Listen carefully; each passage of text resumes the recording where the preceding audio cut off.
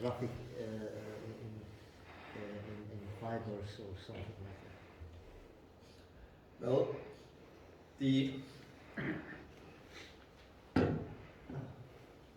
guess I can't draw here, but the basic idea is that the fibers, they're very small, and so the light which goes through the fiber actually travels mostly outside the fiber. I don't know exact numbers, but probably the fiber has a diameter of maybe 100 nanometer, while the wavelength is on the order of a micrometer. And so most of the light is in the evanescent field outside the fiber. And then the atom goes through this evanescent field, and because it's resonant with the light, the light excites a strong dipole in the atom. And that strong dipole again couples to the evanescent field of the second fiber. So it's this resonant enhancement of the atom which makes that possible. I mean, the effective size of the atom when it's resonantly excited is on the order of a micrometer.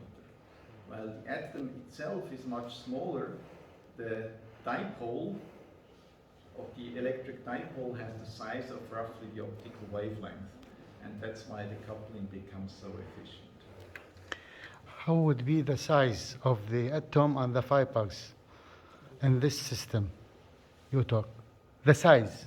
Yeah, so the in fiber is about 100 nanometers. 100 nanometers. Yes. The atom, of course, is 1 angstrom. But we now have a transistor in size of 3 nanometers. Right. So this is much bigger than that. Sure, yes.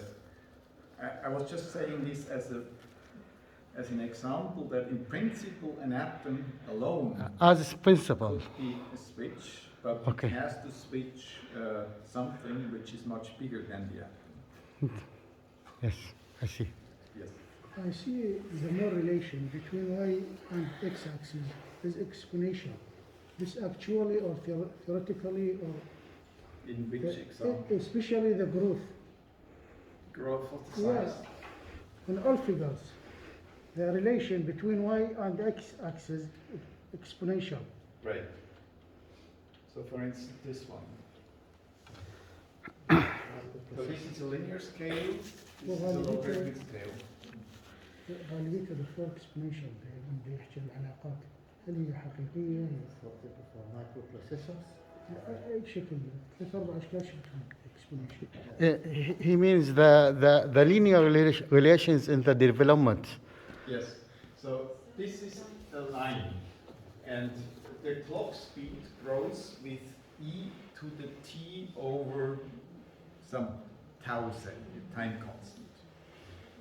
And so when you do a logarithmic scale, you basically plot the exponent of the exponential function. And the exponent is t over t, so it increases linearly with time. The exponent increases linearly, which means the function itself increases exponentially.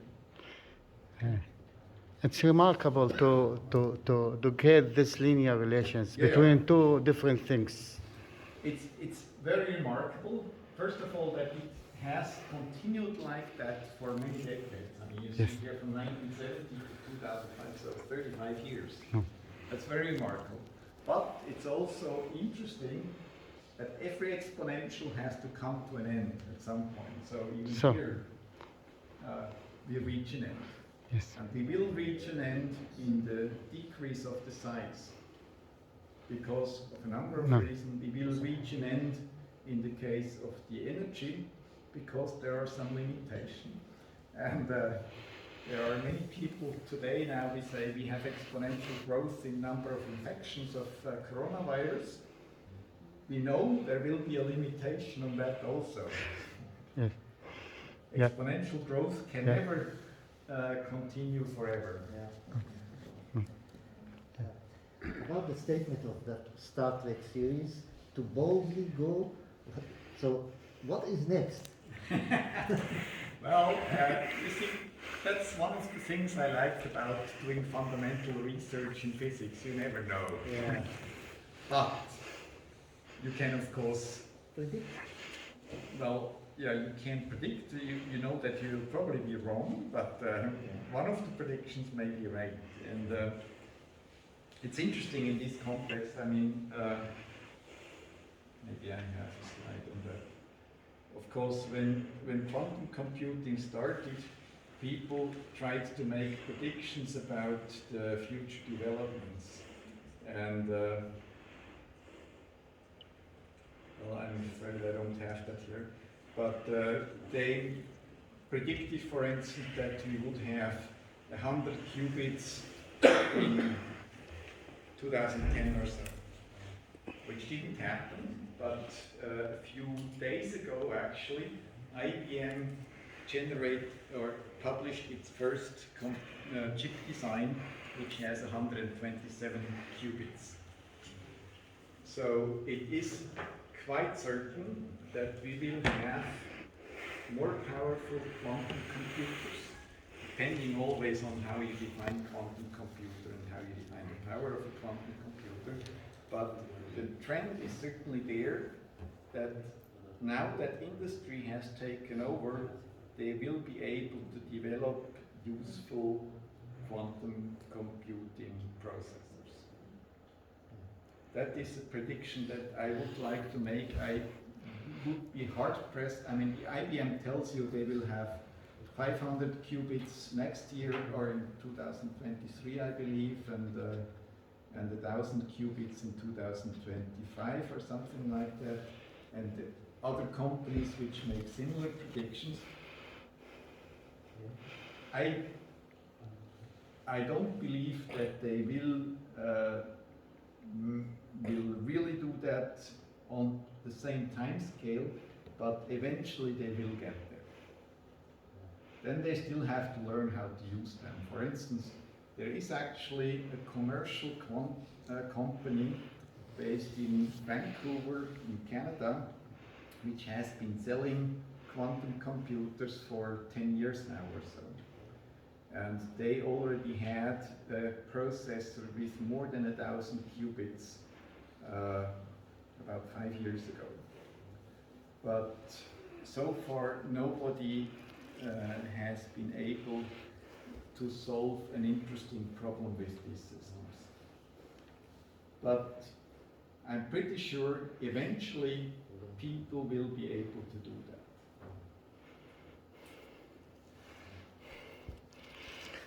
About the atom transistor or switch, is there any idea about the photon guide instead of the fiber?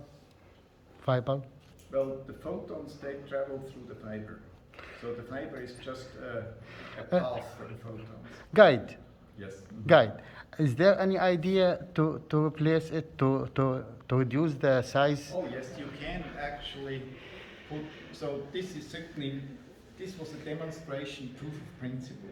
If you want to build an actual device, then you would not use fibers, you would use integrated circuits. And there are now technologies available on silicon based, so you use basically silicon with, for instance, silicon dioxide etched onto it, so that you can guide the photons through that. Yes, thank you.